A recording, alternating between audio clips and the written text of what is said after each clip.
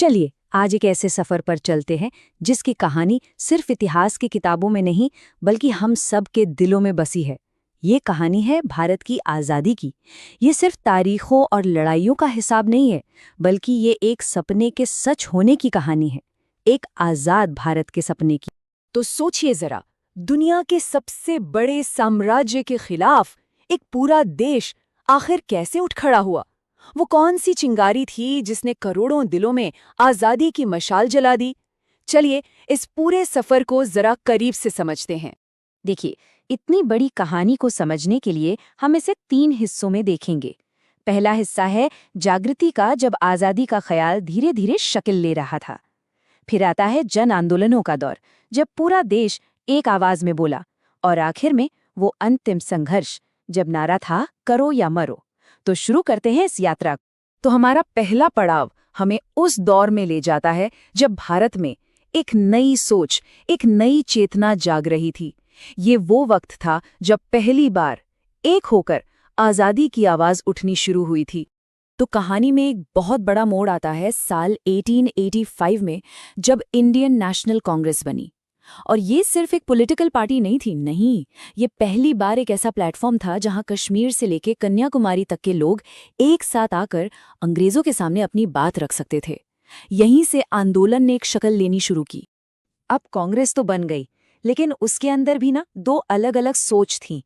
एक तरफ थे नरम दल वाले, जो मानते थे कि भाई अर्जियों से, याचिकाओं से, कानून के दायरे में रहकर ही सुधार मिलेगा। और दूसरी तरफ थे गरम दल वाले, जिनका साफ मानना था कि आज़ादी मांगने से नहीं, छीनने से मिलेगी। इसके लिए कड़े एक्शन लेने होंगे। और गरम दल की इसी आग को आवाज दी बाल गंगाधर तिलक के एक नारे ने, जो आज भी हमारे जहन में गूंजता है, स्वराज मेरा जन्मसिद्ध अधिकार है और मैं इसे लेकर रहूंगा। ये सिर्फ एक नारा नहीं था, ये एक ऐलान था, एक पूरी पीढ़ी की तरफ से।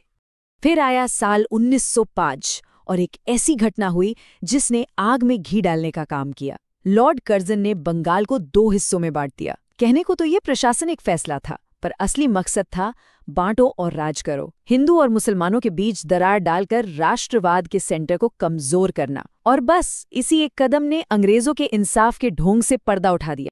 तो बंगाल विभाजन का जवाब क्या था? जवाब था स्वदेशी आंदोलन। ये पहला मौका था जब आंदोलन सड़कों पर उतरा। लोगों ने विदेशी सामानों की होली जलाई, देश में बनी चीजों को अपनाया और अपने बच्चों के लिए नेशनल स्कूल खोले। मतलब ये लड़ाई अब सिर्फ राजनीतिक नहीं, बल्कि आर्थिक आज़ादी की भी बन गई थी। अब कहानी का दूसरा अध्याय शुरू होता है, और ये वो दौर है जब एक शख्स के भारत लौटने से सब कुछ बदलने वाला था। महात्मा गांधी के आने से ये लड़ाई अब कुछ गिने चुने लोगों की नहीं रही, बल्कि एक जनसैलाब बन गई, जिसने ब्रिटिश साम्राज्य की नींव हिला दी। साल 1915, दक्षिण अफ्रीका में 21 साल तक रंगभेद के खिलाफ लड़ने के बाद मोहनदास करमचंद गांधी भारत लौटे।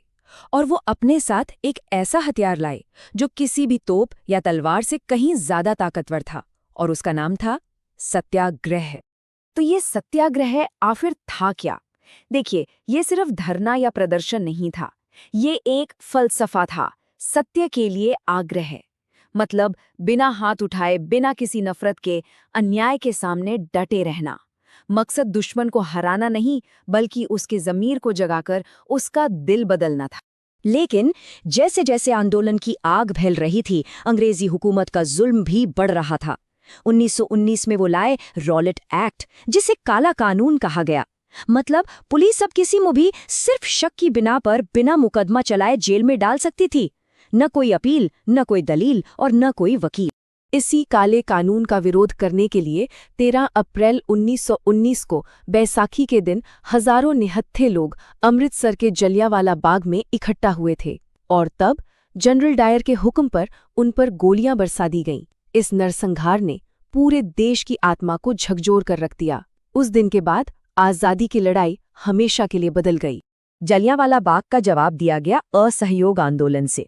1920 में गांधी जी के एक आह्वान पर देश में जो हुआ वो पहले कभी नहीं हुआ था। वकीलों ने अदालतें छोड़ दी, छात्रों ने स्कूल कॉलेज छोड़ दिए, लाखों लोगों ने अपनी सरकारी नौकरियां तक छोड़ दी। पूरा देश एक सुर में अंग्रेजों से कह रहा था, हम तुम्हारे शासन में सहयोग नहीं करेंगे। लेकिन देखिए, कहानी का सिर्फ एक ही पहलू नहीं होता।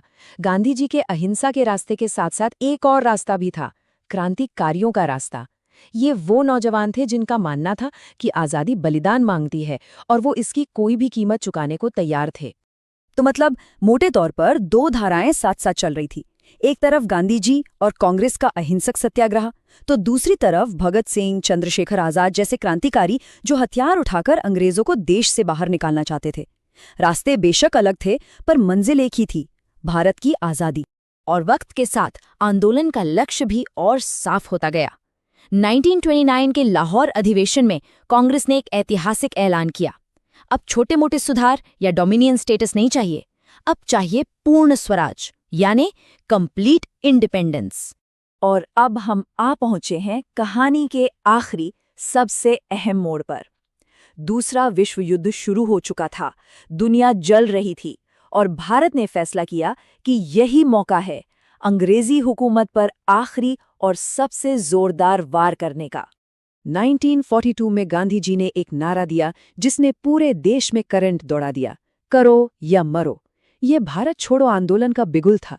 संदेश बिल्कुल साफ था, अब और कोई बातचीत नहीं, कोई समझौता नहीं, अंग्रेजों भारत छोड़ो। इस बार अंग्रेजों पर दबाव सिर्फ एक तरफ से नहीं बल्कि दो तरफ से था। एक तरफ देश के अंदर भारत छोड़ो आंदोलन ने प्रशासन को ठप कर दिया था, तो दूसरी तरफ देश के बाहर से सुभाष चंद्र बोस अपनी आज़ाद हिंद फौज के साथ दिल्ली की ओर बढ़ रहे थे। दूसरा विश्व युद्ध खत्म हुआ तो अंग्रेजी साम्राज्य की कमर टूट चुकी थी। ये साफ हो गया था कि अब वो भारत में ज्यादा दिन नहीं टिक सकते। आज़ादी की सुबह दरवाजे पर दस्तक दे रही थी, लेकिन अपने साथ वो एक बेहद स्याह रात भी लेकर आ रही थी, बंटवारे की त्रासदी। इसके बाद तो वक्त बहुत तेजी से भागा। 1945 में बातचीत का दौर शुरू हुआ, लेकिन 1946 आते आते पूरा देश दंगों की आग में जल उठा और आखिरकार जून 1947 में माउंटबेटन प्लान के तहत हिंदुस्तान के बंटवारे पर मोहर लगा दी गई। और फिर वो दिन आ ही गया, 15 अगस्त 1947। सदियों की गुलामी, दशकों का संघर्ष और लाखों कुर्बानियों के बाद भारत की जमीन पर आज़ादी का सूरज उगा। वो सपना जो न जाने कितनी पीढ़ियों ने देखा था, आखिरकार सच हो गया। लेकिन हर बड़ी कहानी की तरह इस कहानी का अंत भी सीधा साधा नहीं है।